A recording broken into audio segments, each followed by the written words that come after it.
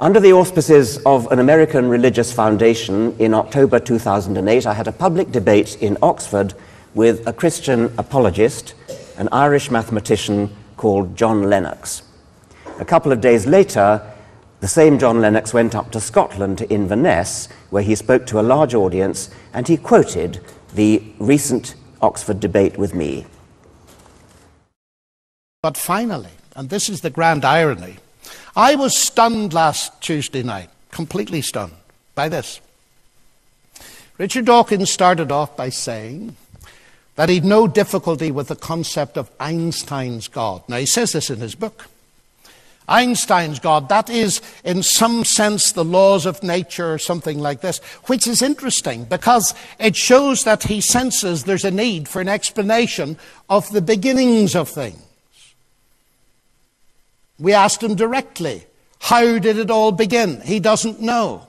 So it's a matter of faith, whether it's blind or not, you must judge, for him, that there's a purely naturalistic explanation of it. But the very fact that he would talk about Einstein's God, even in his book, fascinated me. But now came the stunning revelation. And I missed it in one sense, and when the lecture was over, I realized what he'd said. He said a good case could be made for the deistic God. Well, that's staggering. Because that's exactly what happened to Antony Flew not long ago.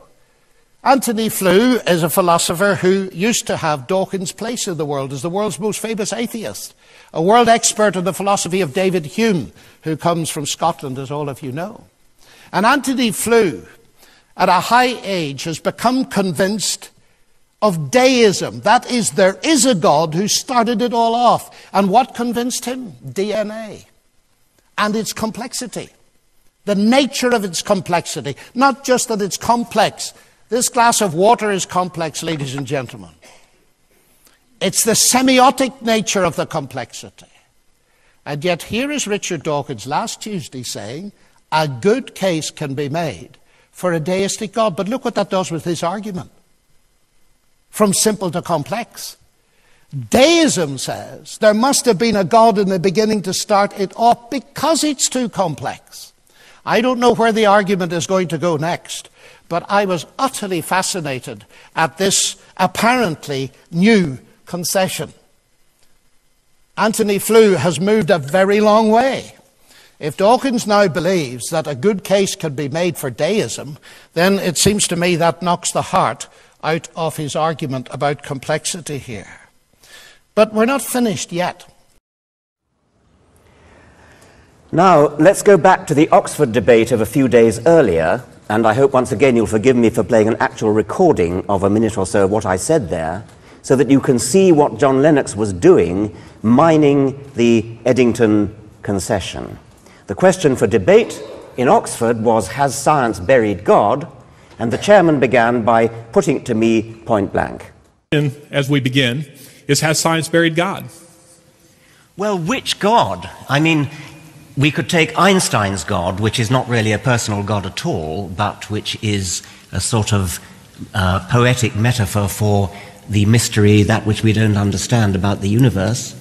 We could take a deist God, a sort of God of the physicists, a God of somebody like Paul Davies, who devised the laws of physics, God the mathematician, God who put together the cosmos in the first place and then sat back and watched everything happen. And that would be, the deist God would be one that I think it would be, one could make a reasonably respectable case for that, not a case that I would accept, but I think it is a serious discussion that we could have. The third kind of God is one of which there are thousands and thousands of varieties, Zeus and Thor and Apollo and Amun-Ra and Yahweh. And we don't actually need to go through all those because I've, as Larry has said, I've encountered John Lennox before, and I know what the God he believes in, which is the Christian God. So we only have to talk about the Christian God. John Lennox is a scientist who believes that Jesus turned water into wine. A scientist who believes that Jesus somehow influenced all those molecules of H2O and introduced proteins and carbohydrates and tannins and alcohol and turned it into wine. He believes that Jesus walked on water.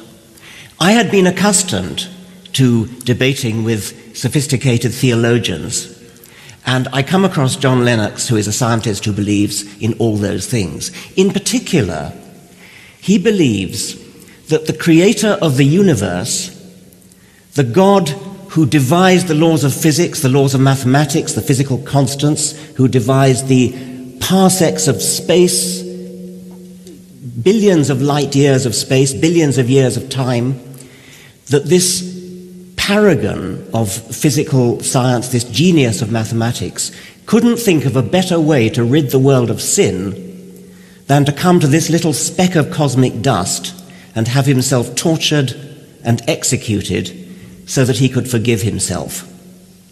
That is profoundly unscientific. Not only is it unscientific, it doesn't do justice to the grandeur of the universe.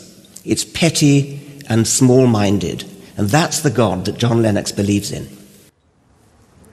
Now,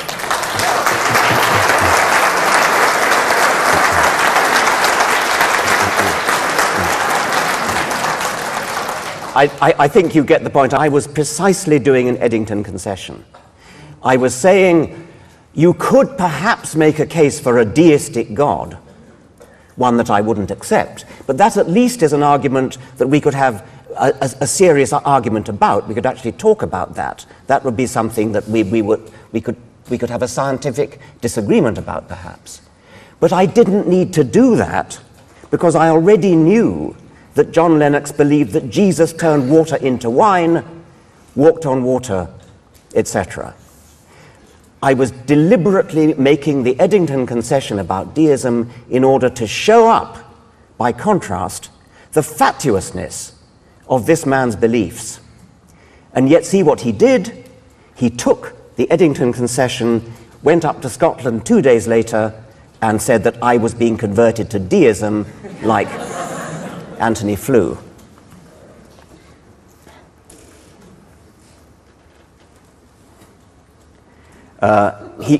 He also said that he didn't think of it at the time. That's perfectly true. He never mentioned it during the actual Oxford debate. He got it from a journalist called Melanie Phillips, who was also at the Oxford debate and who wrote it up in The Spectator, and she also mined the Eddington concession. She said, "Arch-atheist Richard Dawkins is an evolutionist, but many are now asking whether the dyed-in-the-wool critic of religion may be well evolving in his views about God." You see, in a recent debate with theist and Christian John Lennox, he let slip what many would regard as a major blooper. He actually admitted that there might be a case for theism of sorts. This was a worldwide view of change of seismic proportions. It was a most remarkable turnaround for someone who had spent over 5 decades championing the atheist cause to all, doesn't quite make sense, does it? To all of a sudden renounce it was an incredible achievement. Even more jaw-droppingly, Dawkins told me that, I had to talk with this dreadful woman afterwards, rather than believing in God, he was more receptive to the theory that life on Earth had indeed been created by a governing intelligence, but one which had resided on another planet.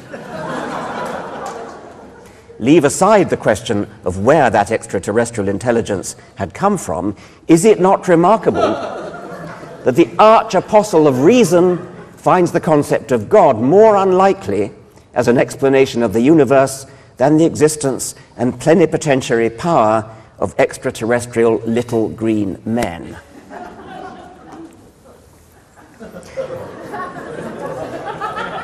Melanie Phillips is sufficiently infamous throughout Britain. You won't have heard of her, but she is infamous as one of the most bigoted and unpleasant journalists in the whole of British journalism. It's easy to see why John Lennox, in his Scottish speech, preferred not to acknowledge her as the source of his stunning and staggering revelation.